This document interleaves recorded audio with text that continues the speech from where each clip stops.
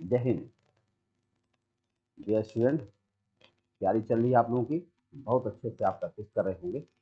हमें उम्मीद है कि आप प्रैक्टिस कर रहे होंगे। यूपीएसआई के संदर्भ में नई नई बातें सामने आ रही हैं, लेकिन आपको बिल्कुल घबराना नहीं। आपको बस अपनी फिजिकल मेंटेन करते रहिए। बस दुनिया चाहे कुछ भी कहती रहे, अपना फिजिकल मेंटेन करिए। जनवरी में संभावना है हो जाएगी, और हो जाएगी तो वही लोग दौड़ पाएंगे जो पहले से अभ्यास करते रहे। ठीक है, कि आपको मिसगाइड करने का खूब कोशिश किया जा रहा है।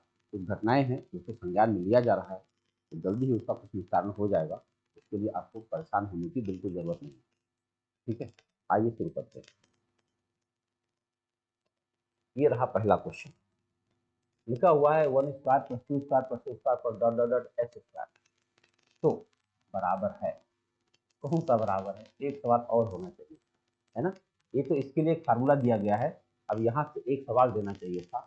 अब 2100 तक का किसके लिए हो रहा होगा? 4500 तक है। एक संख्या और होनी चाहिए।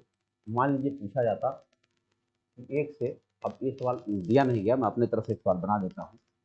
अगर यह दिया जाता कि इसी आधार पर यह बता दीजिए कि 1² + 2² + 3² + dot dot dot dot dot dot + 20² का मान बताओ, तो आप यस की जगह पे 20 लिख देते और फिर आपका उत्तर बन जाता। अब इनमें से नहीं आएगा, मैंने अपने तरफ से सवाल बनाया, तो ये बनेगा 20 गुणा 20 + 1 21 गुणा 20 गुना 40 1 41 बटा 6।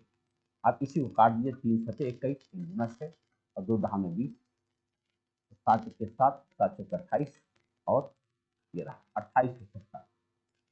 2870 हो सकता है 18 तक रहा हो, 16 तक रहा हो, 15 तक रहा हो। तो ये सवाल रहा होगा जिसका ये चारों विकल्प है। इसकी टेंशन नहीं है, बस ये है कि कैसे लगाया जाता है ये आपको पता होना चाहिए। आइए अगले सवाल पर बात करें। करें इसका मान बताओ क्या है। ध्यान से देख लीजिए, कुछ विद्यार्थी हैं जो इस तरह के सवालों को परेशान होते हैं। इसको दो हिस्से में हल किया जाएगा। एक हिस्सा ये ऊपर वाला होगा और एक हिस्सा ये नीचे वाला होगा। अगर हम ऊपर वाला हिस्सा हल करें तो 2 1 3 हो जाएगा। ऊपर तो 3/2 आ गया। अब आओ नीचे तय करते हैं क्या होगा। आप जानते हैं 1 धन 1/4 है, तो 4 1 3 4 1 5/4 और 5/4 यहाँ क्या बन जाएगा? 4/5 बन जाएगा। अब 4/5 अगर बन जाएगा तो 5 1 5 4 9/5 हो जाएगा। अब आप यहाँ लिखेंगे 9/5। जब आप जानते हैं कि अगर 4 वैल्यू ऊपर नीचे हो जाती है तो सबसे ऊपर का सबसे नीचे से, बीच का बीच से गुणा होता है। ये बन गया 3 × 5 और नीचे हो जाएगा 2 × 9। अब क्या हुआ? 3 3 9 हो जाएगा, 5/6 आपका उत्तर आ जाना है। 5/6 आपका उत्तर हो जाएगा। ये रहा आपने देखा, 4 1 3 4 1 5/4, 5/4 यहाँ 4/5 बन जाएगा और 5 1 3 5 4 9/5। अब ये 9/5 यहाँ पर सुरक्षित रहेगा और ऊपर 3/2 था ही, भाग दे दिया, काम खत्म। तो ये आपका सवाल हुआ। आगे बढ़ते अगले सवाल। दो संख्याएं 3 4 के अनुपात में है, उनके महत्तम तथा लघुत्तम का गुणनफल 2028। संख्याओं का योगफल बताओ। अगर संख्याएं 3 4 के अनुपात में है, जरा देखो आप, 3 4 के अनुपात में तो 3x 4x होंगे। इनका एचसीएफ कितना है? इनका एचसीएफ हमारे हिसाब से x और इनका एलसीएम हमारे हिसाब से क्या होना चाहिए? 12x। और इन्हीं दोनों का गुणनफल इन्होंने बताया है। कितना बताया है?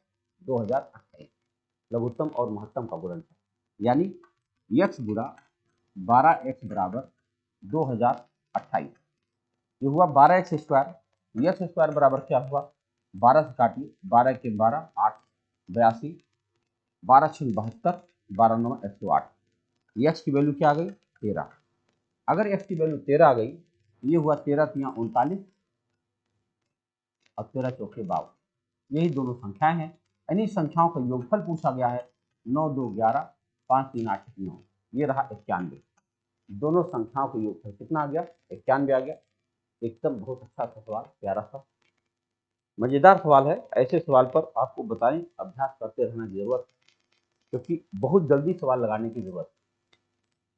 देखिए इस तरह का सवाल हम लोग कर चुके हैं एक बार, फिर से आ गया है। देखिए इसको अगर हम 3 जोड़ा बनाते हैं तो इसी 3 अंक के लिए है ये।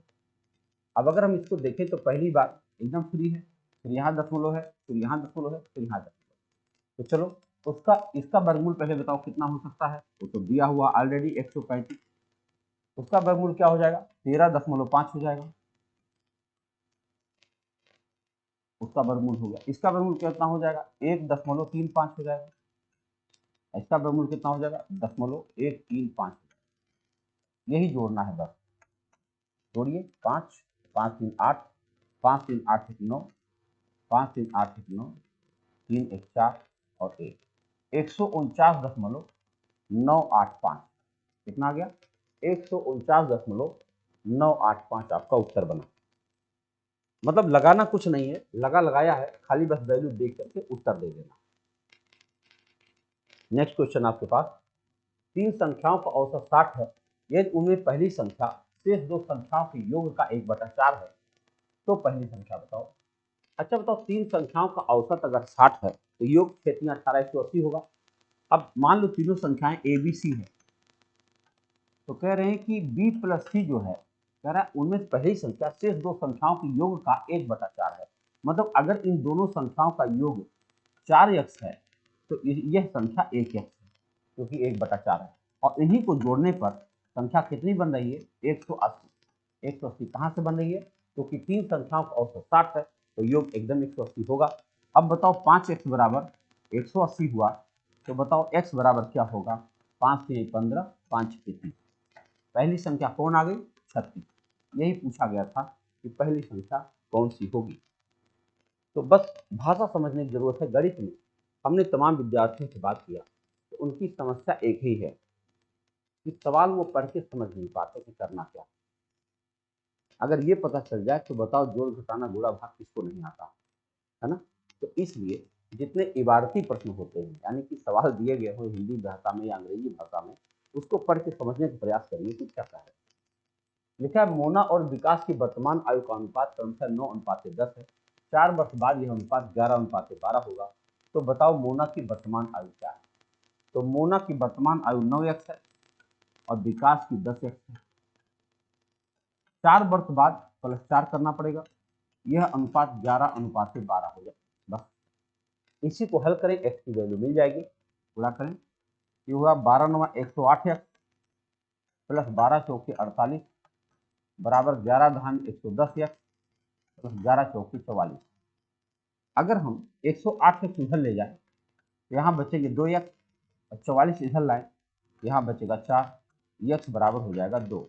अगर x बराबर 2 हो जाएगा तो मोना की वर्तमान आयु 9 दूनी 18 वर्ष हो जाएगी।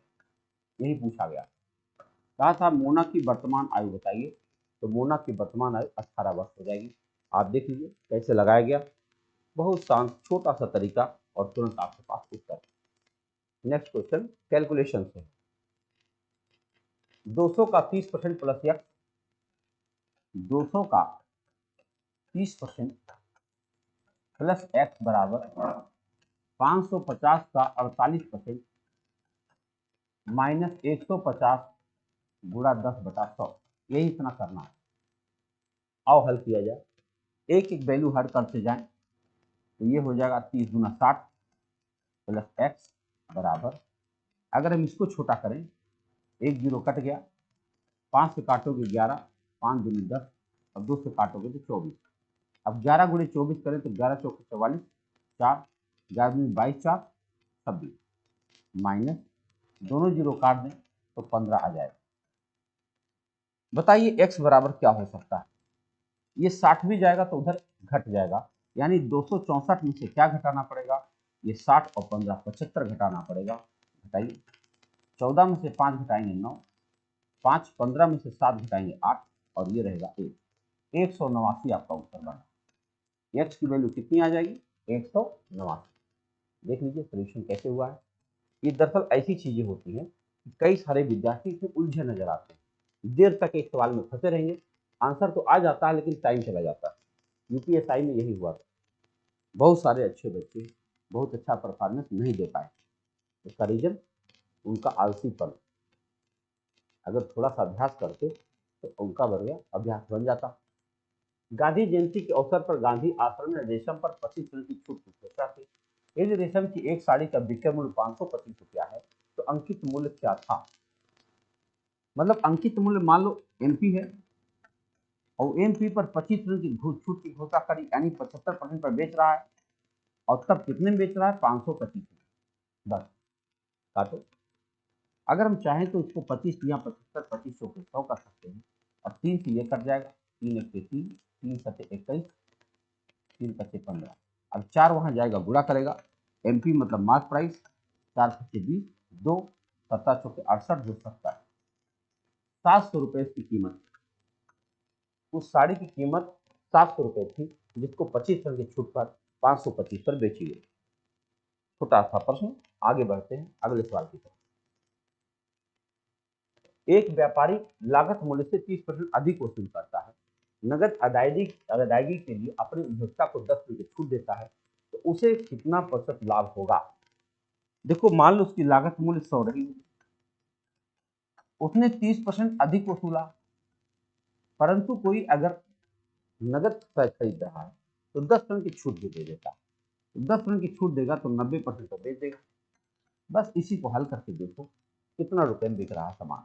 ये तो गया, और इन दोनों जीरो से ये भी गया। 13 9 117। क्या आप देख रहे हैं कि 100 रुपए का सामान 117 का बिका है? तो हम कह सकते हैं 17% का लाभ हुआ होगा। कितने आराम से हुआ होगा, है ना? सिंपल सा मामला है। इसको लगाने के कई तरीके हो सकते हैं, आप बहुत आराम से लगा सकते हैं, मौखिक लगा सकते हैं, बिल्कुल अच्छा है। जो कर पाए कर दें, बस जल्दी से कीजिए जो करना है।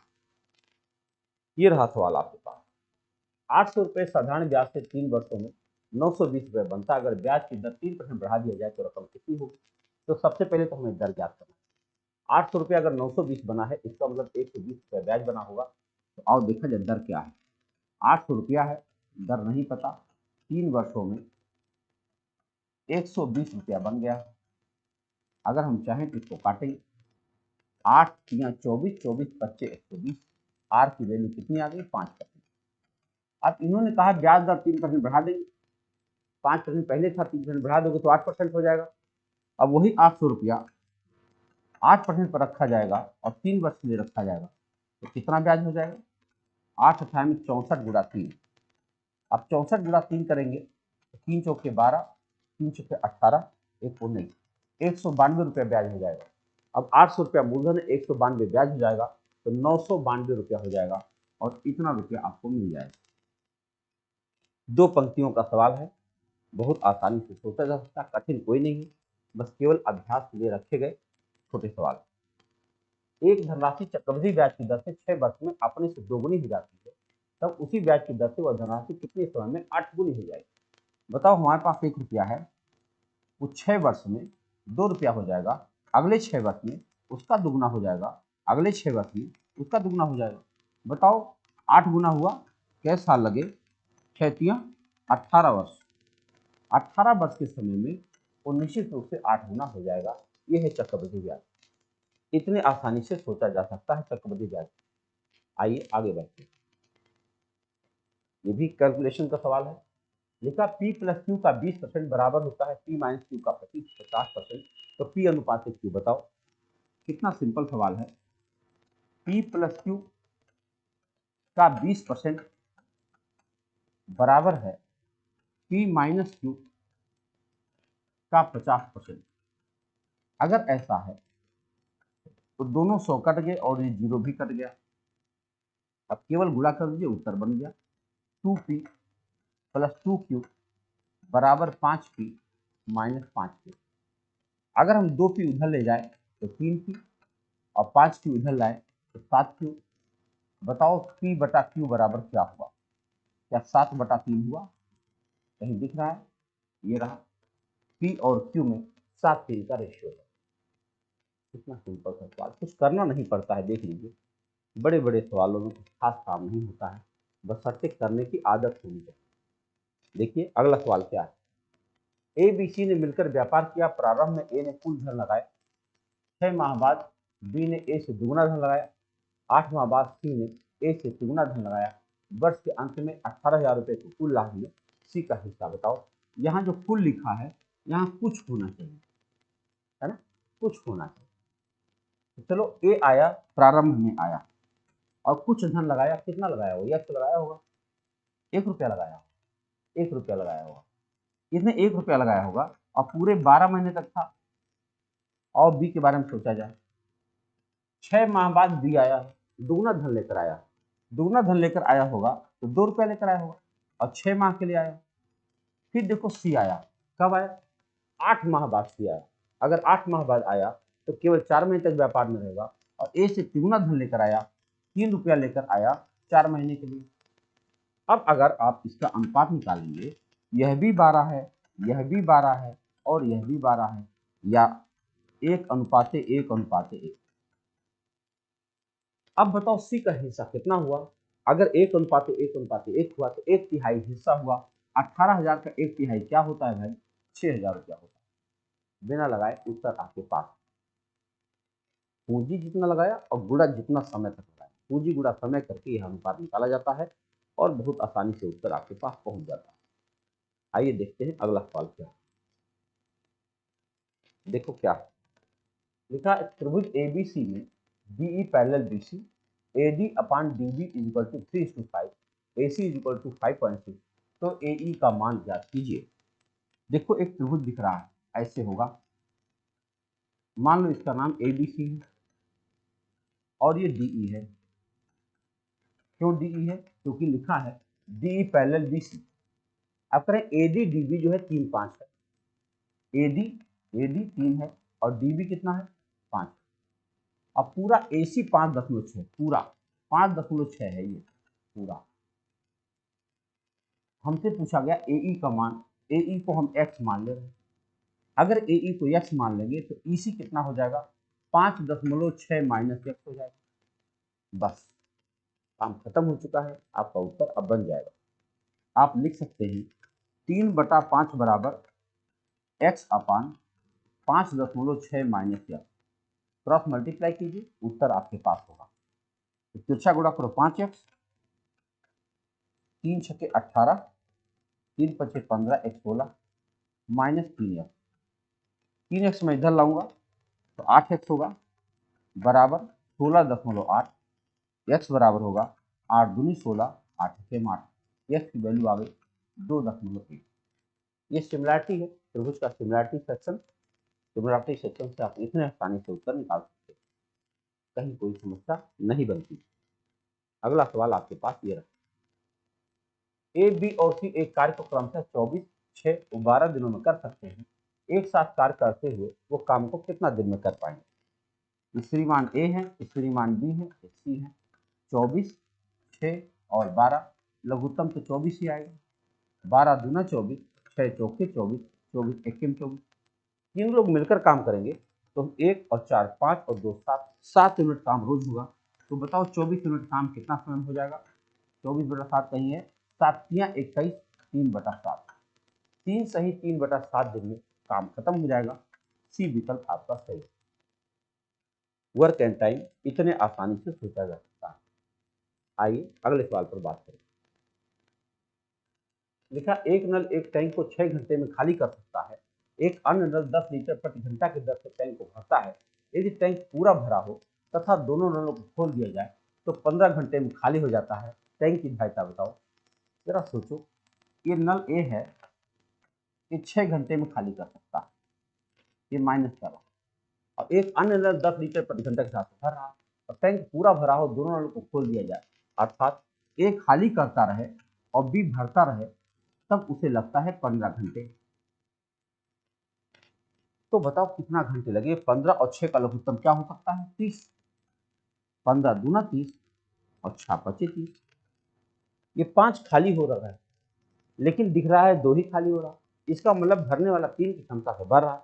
अगर भरने वाला 3 क्षमता से भर रहा है तो 30 होना चाहिए।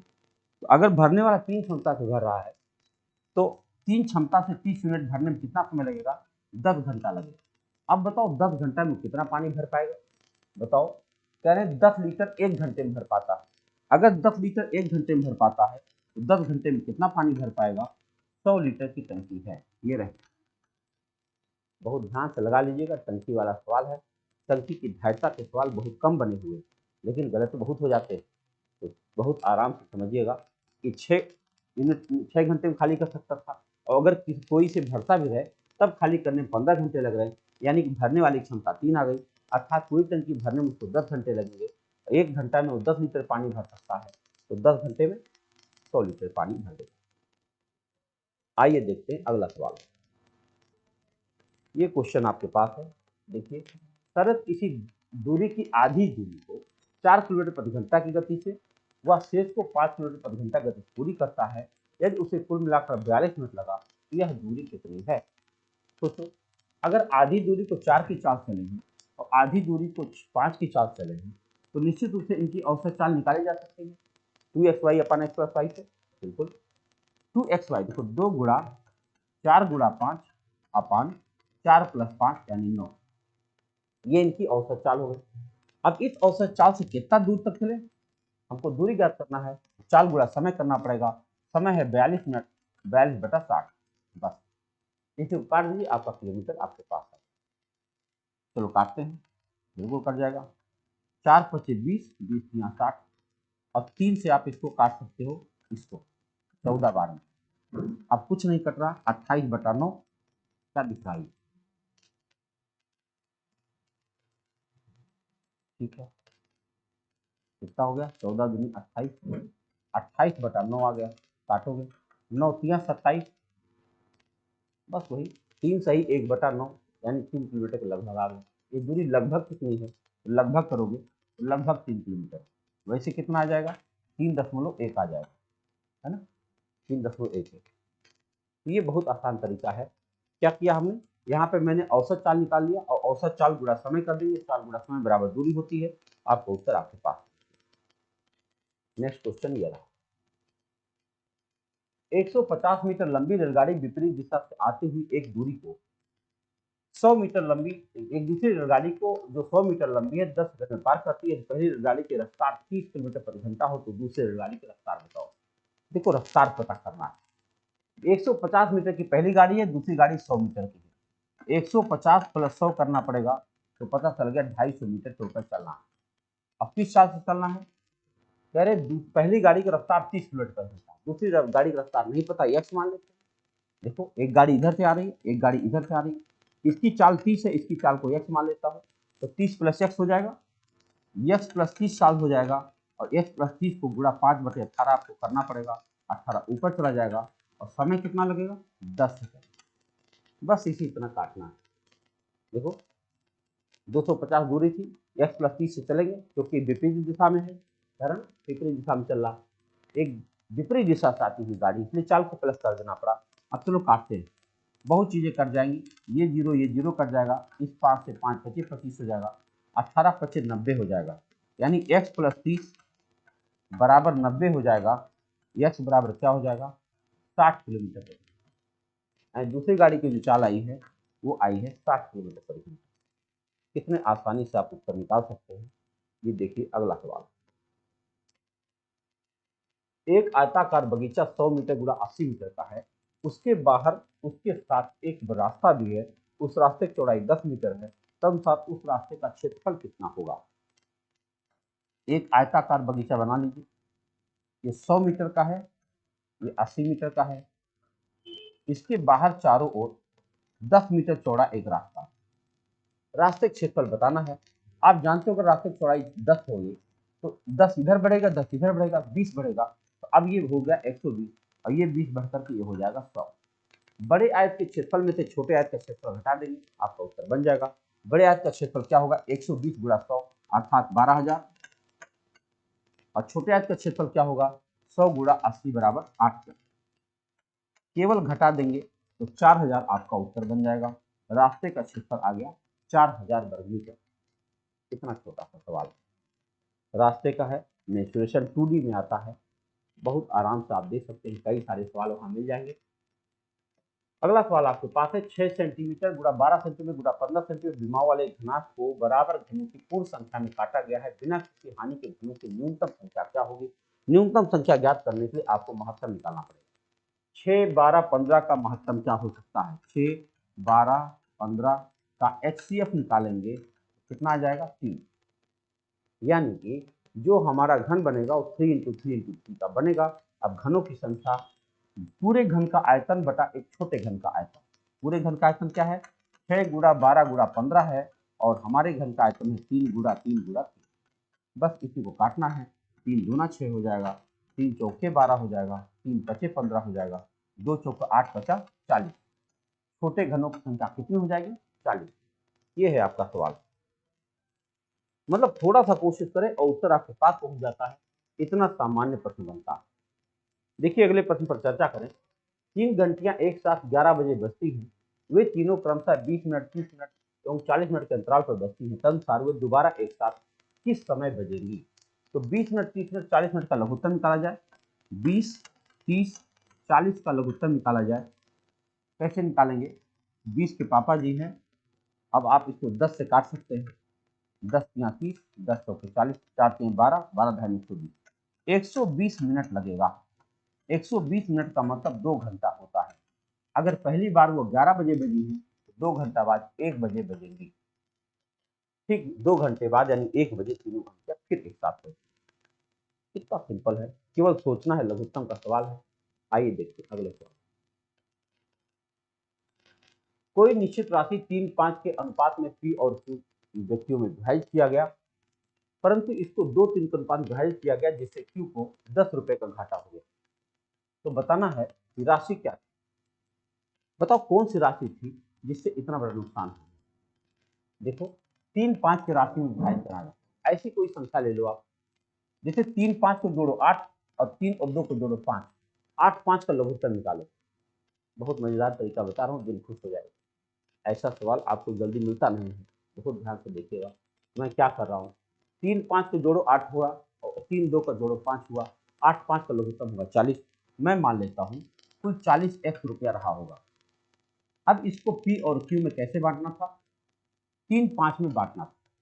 अगर 3-5 में 40 को बांटना है, 8 पचे 40 होता है, इनको मिलता 5 15 एक्स, इनको मिलता कितना? 5 पचे 25 एक्स।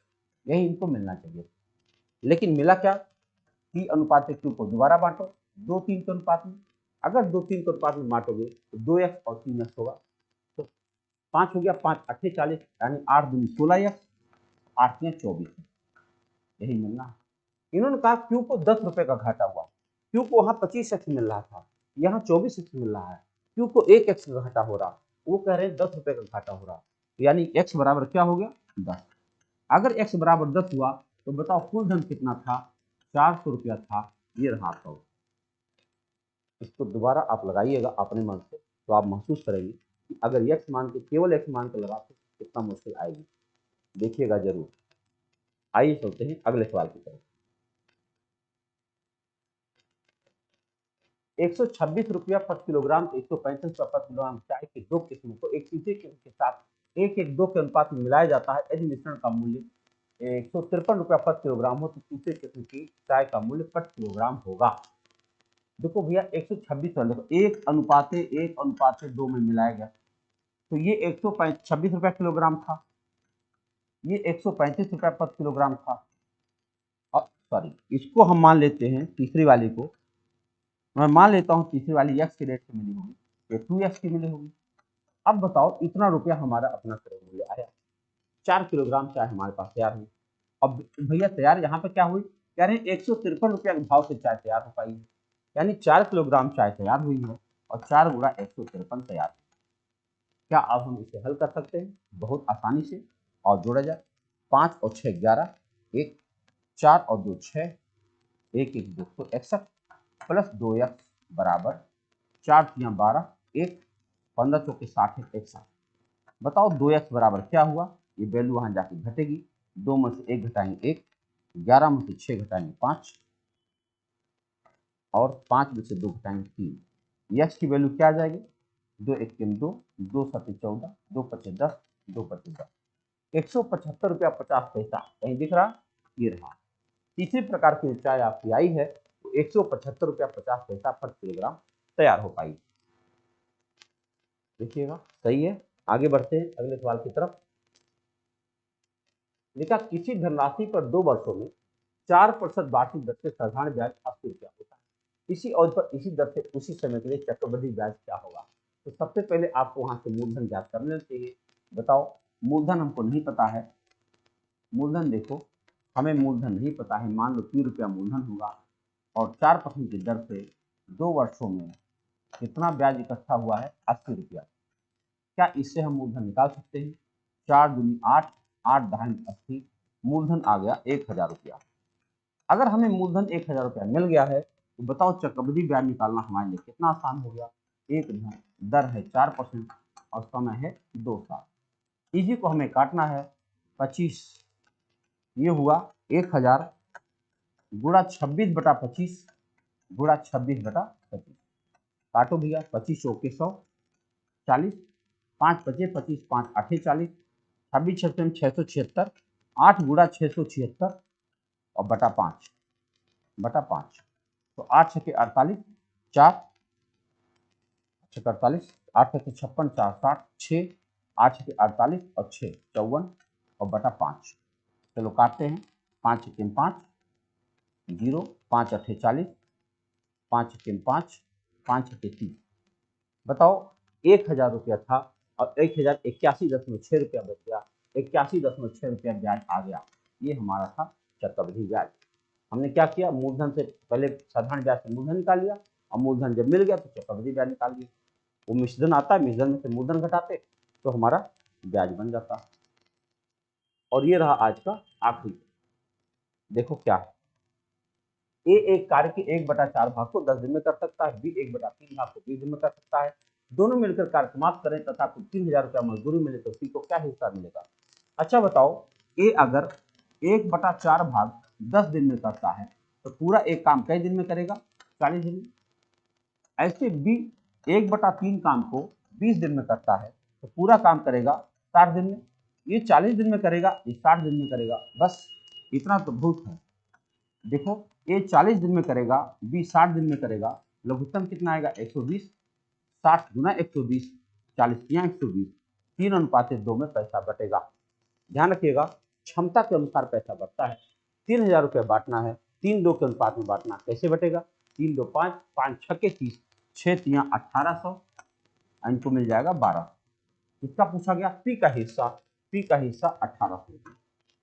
तो आप देख सकते हैं विद्यार्थियों, कोई भी सवाल ऐसा नहीं था जो 10 से 12 सेकंड से ज़्यादा लेता हो। बस उसके लिए आपका अभ्यास होना जरूरी है। हम रोज मिलते रहेंगे आपके पास, ऐसे आप अभ्यास करते रहें। बहुत बहुत धन्यवाद। Thank you.